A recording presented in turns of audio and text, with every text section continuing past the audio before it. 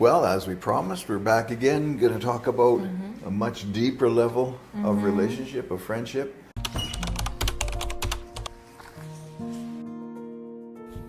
God calls people together in covenant relationships for a purpose. I believe there's always a purpose behind it. It's not just that I can be a blessing to you or you can be a blessing to me. If it's God, then He has something bigger in mind. He's calling a group of people together into covenant relationship to accomplish something far larger than they could possibly accomplish alone. Pastor Rich wrote that in the last chapter of this amazing book, Covenant of Brothers. Pastor Al and Pastor Rich co-authored this amazing book that teaches us the power of covenant relationships and how God brings different people in our lives that started out as friends, but they end up being closer than a brother. I thank the Lord for the people that He used to encourage me, but I thank Him more for the brothers that He has given to me, who constantly believes in me, loves me, visit me. You see, the enemy knows that isolated men are easy targets. But more than that, it takes commitment. And it's not just you benefiting from that relationship. Relationship is commitment. Look at what Pastor Al said. There is no benefit to be gained by making a covenant for self-benefit. It just won't work. Such relationships are doomed to be broken through mutual disappointment rather than blessed through mutual sacrifice. And you know, sometimes that may look like you going to their country, you booking that expensive ticket, because relationship, requires commitment. What I love with covenant relationships is the accountability. It is not just you being a blessing to me or me being a blessing to you, but there's a higher purpose to it. And God has placed people in your life. Treasure them, value them, invest in them. They could become your brothers. They could become your covenant brothers whom you can run with the vision that God has given in your life.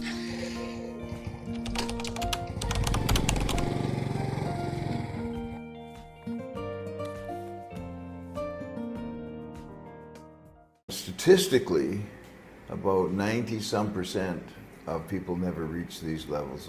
I'm just saying that because it's not a statistic. You made it up. I'm making it up, like most statistics, but you can tell by talking to people.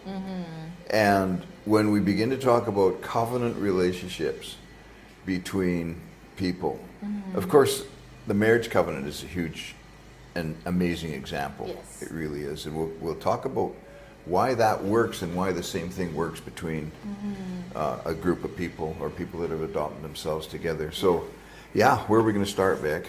Well, I think we're going to start with going over some of the ideas found in this book, All right. Covenant of Brothers.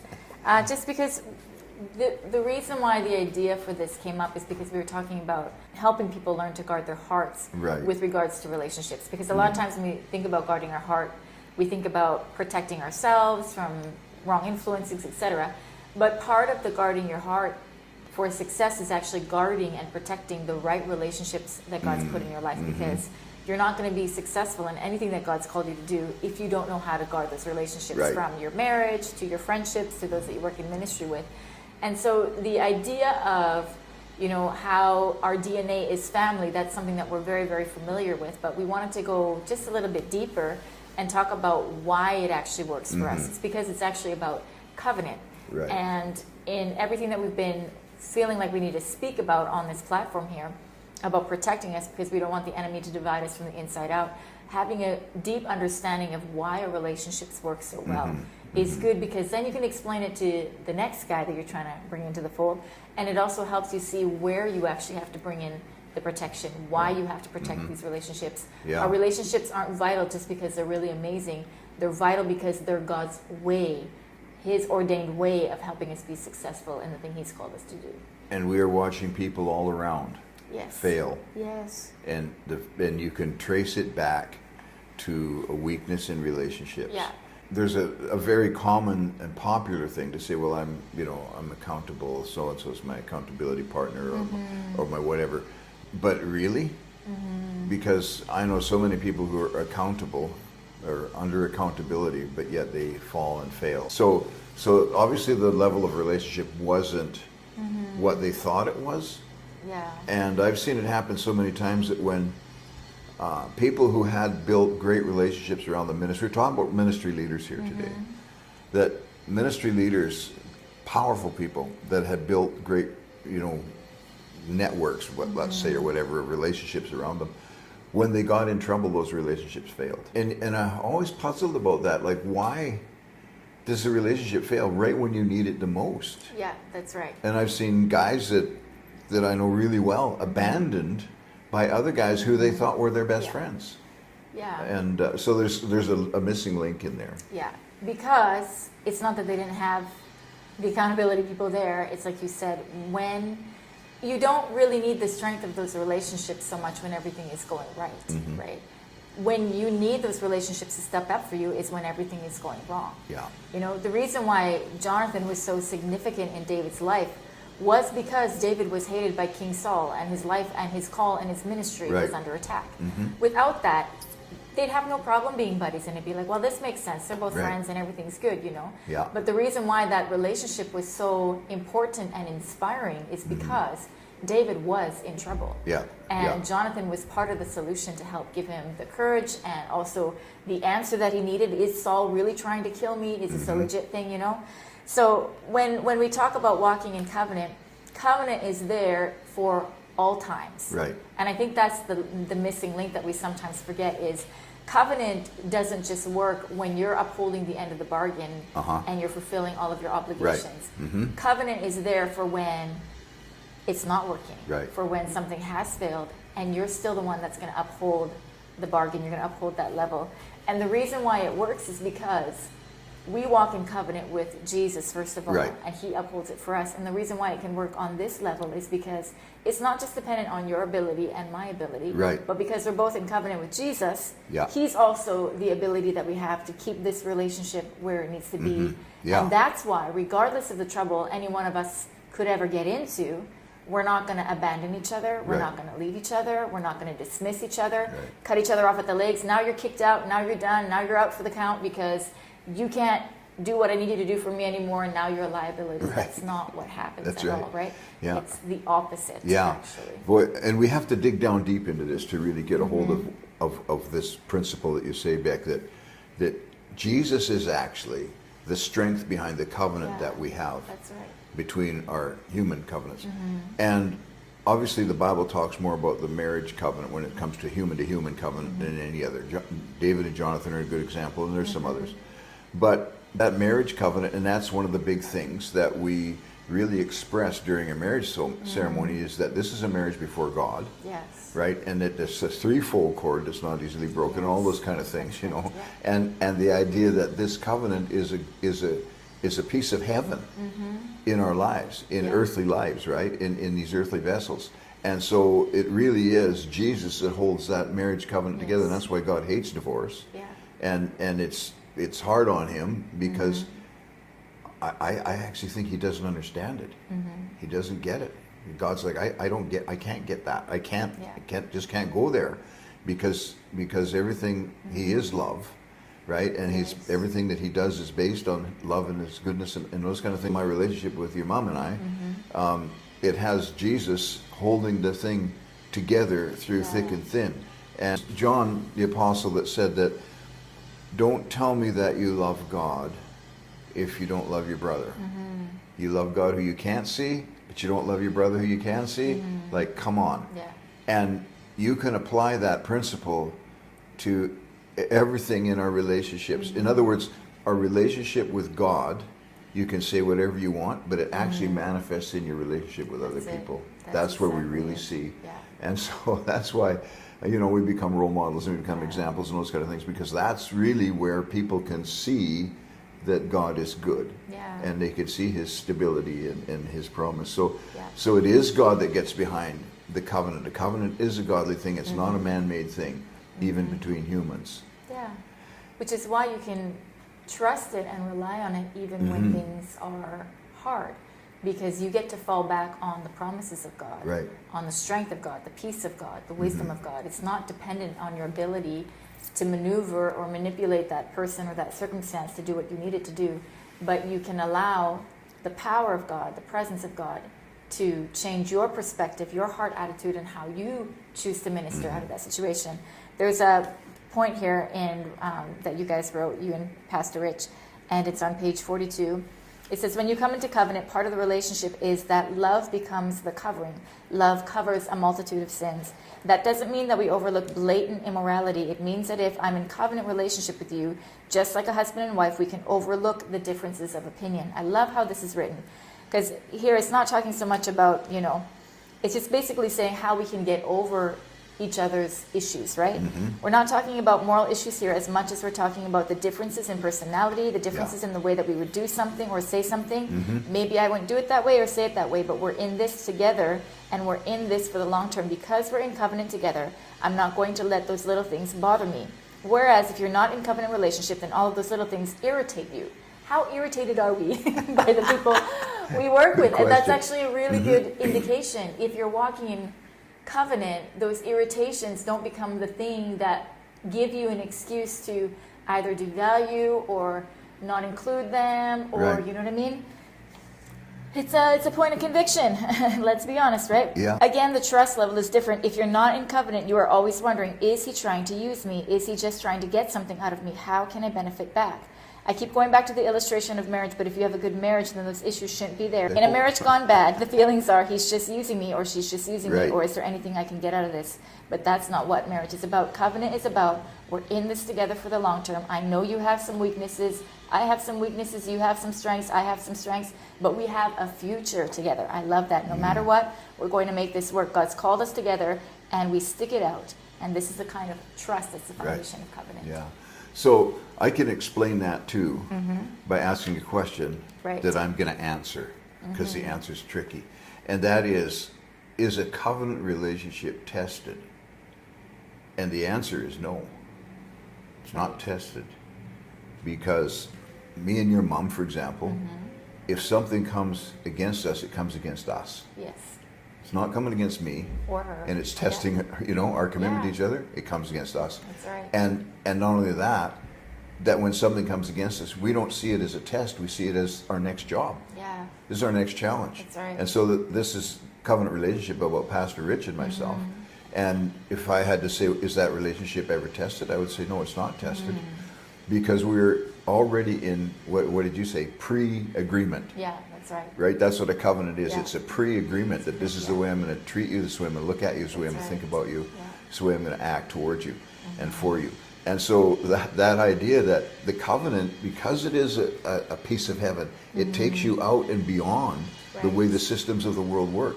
And the covenants are not actually tested. They're guaranteed already. That's right. So there's no test there. So I think that's a good way to kind of get a glimpse into the level of relationship that this really is. Right. Covenant relationship. And that's why it's so powerful and so strong, is because there's actually nothing that can come against it unless you yourself break covenant. Right. That's it. The only And I've heard people say that, oh, he's a covenant breaker.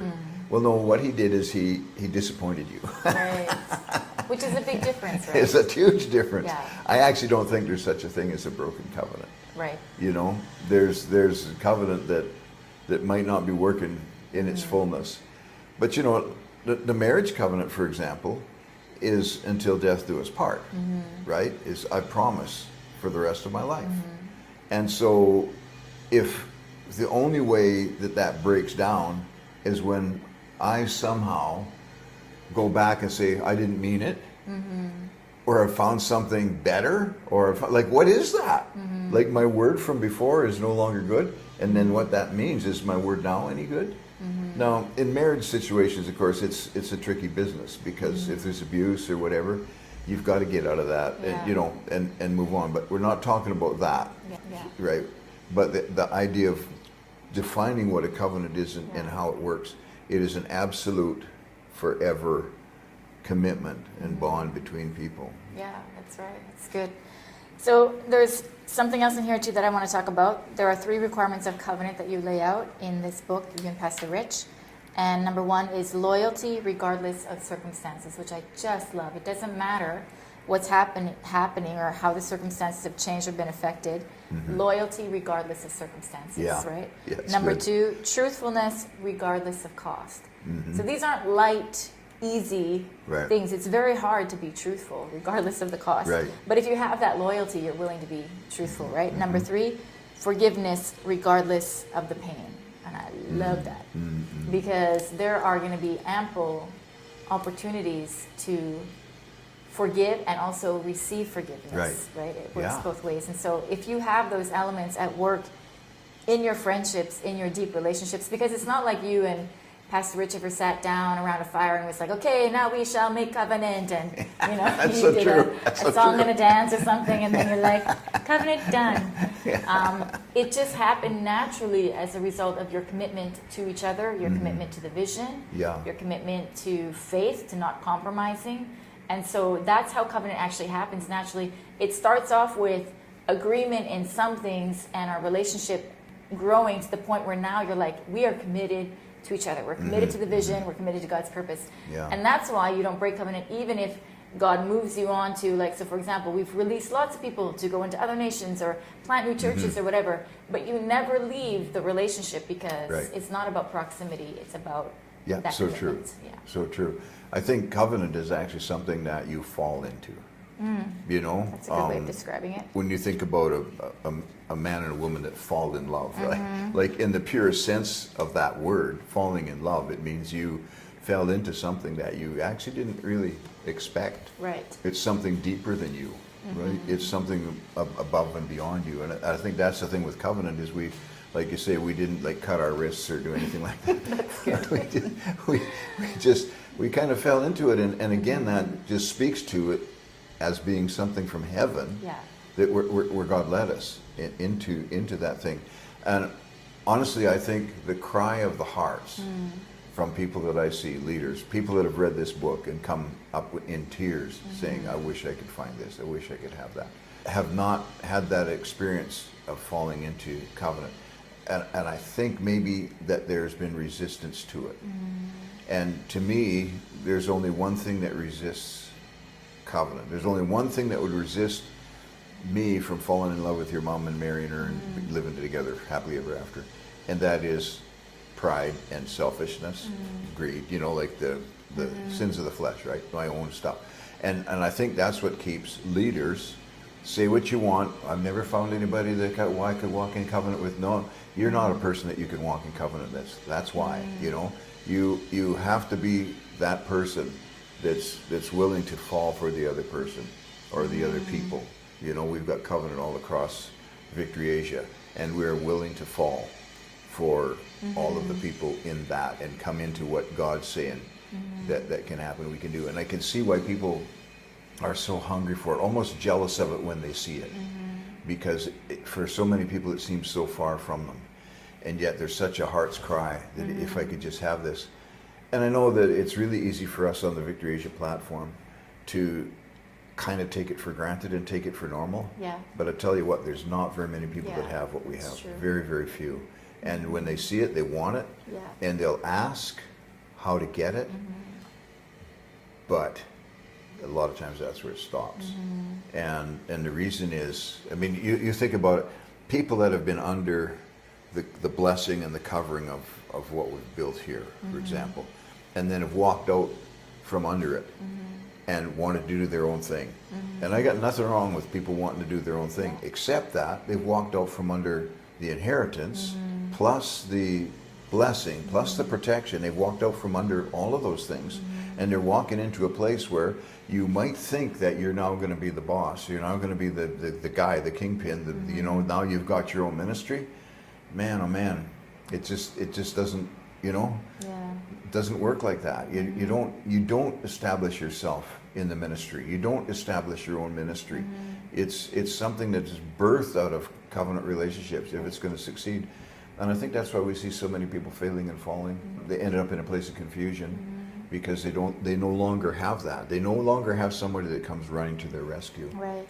That just brings up the next point in this book. I'm going to quote it lots because it's a good book, but it says covenant relationships release greater success into our lives, and greater success requires greater responsibility because the chance of failure increases along with the greater success.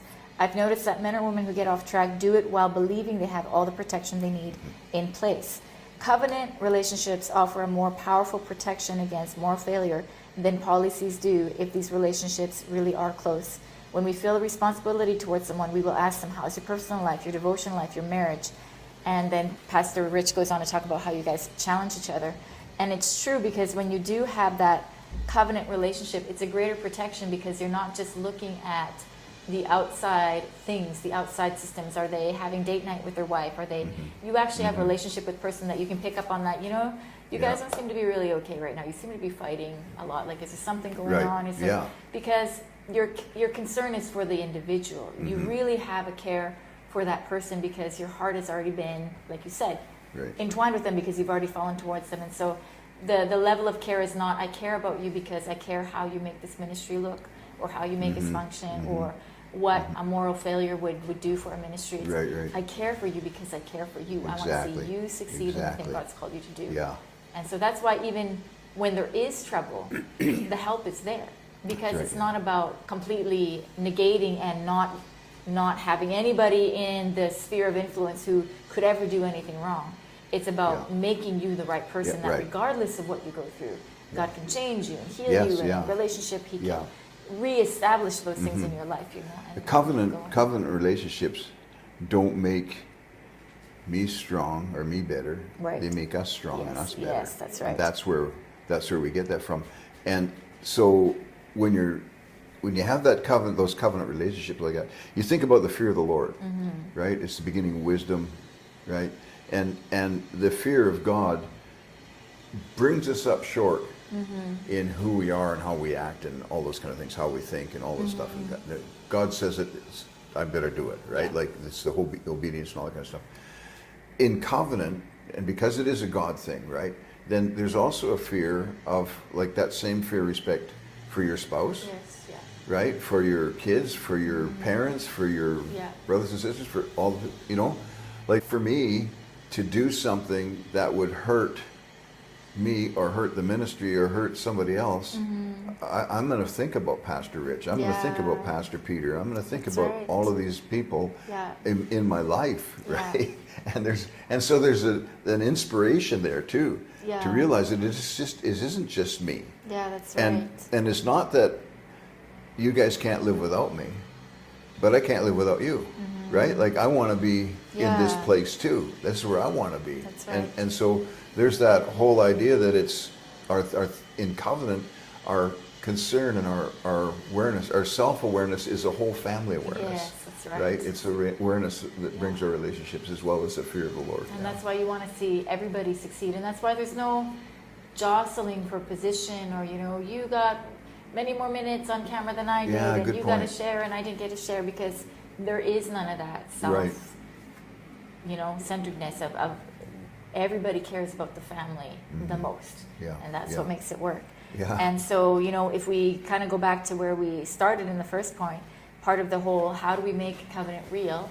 Some of the very simple points that you guys gave is, number one, make yourself friendly. It all starts with friendships and a relationship, right? It says if you're independent and tired of it, the first thing you need to do is make some real friends. Find someone who needs your wisdom, authority, and resources, and begin to bless their life. Begin giving to them. And that's where it starts. And then, number two, you make yourself useful, because covenant relationships are always formed around purpose. You need to do something useful. You need to be building something, creating something that's going to benefit others, not yourself, right? And the next is barbecue, which is spend time together. Once you have the friendship and then you're connected around vision, the relationship is what moves it forward, not the to-do list tasks of the ministry, right? We've never been like that, where it's like, okay, our goal is to plant 15 churches, so that's our to-do. It all comes from the barbecue, spending time together, coffee times together, visiting each other's countries, and that's where the momentum happens. It's from those relationships. It sure does, And, you know, it's not that complicated. Momentum is such a good word, because in covenant you'll find momentum that you can't find anywhere else. And I think that's a huge part of the success across the Victory Asia platform is momentum. And people say, well, you got good momentum, it must be good leadership and all. No, not really. It's because of the relationships that we have, and the way, and you mentioned it a little bit earlier, that we're willing to release. We don't see this little corner of the ministry as mine. That's right. This local church as mine. And to me, that's just so amazing, because you've got a pastor who's planted a church and he's grown it. And I've interviewed these pastors and talked to them a lot. and said, so what's it like releasing your church? This was your baby. Oh yeah, well we release it because we're still in the same family, and it's my son that's taken it, or my somebody that I mentored or whatever, and we're still there together and that kind of thing. And back in the day, and still in a lot of organizations, the looking for a way to like pass the baton and that kind of thing, the logistics of that becomes very complicated because there's so many personal feelings and that kind of stuff, but we don't find that here. Because we already know that we're all together, that we're doing this all together, and there's such an honor to each other and that kind of stuff. Well, we could just keep talking about this, but we better. Film's running out. Yeah, we'll. There's some more things that we want to talk about. They'll be coming up in some of the upcoming episodes. So take a hold of those covenant relationships, guys, and be blessed.